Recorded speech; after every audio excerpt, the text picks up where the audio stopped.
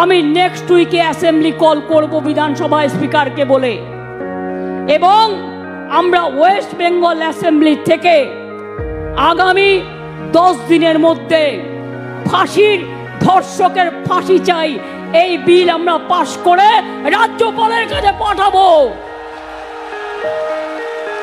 আমি জানি রাজার পট রাজা বাবু কিছু করবে না, না করলে মেয়েরা মনে রাখবেন রাজভবনে গিয়ে বসে থাকবে ঘন্টার পর ঘন্টা, ভাইরাও থাকবে।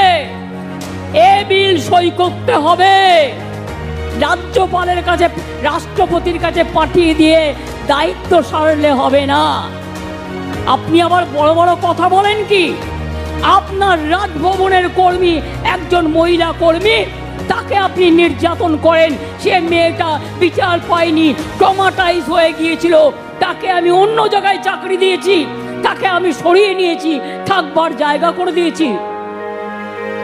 এই কথাগুলো বলতে পারেন না?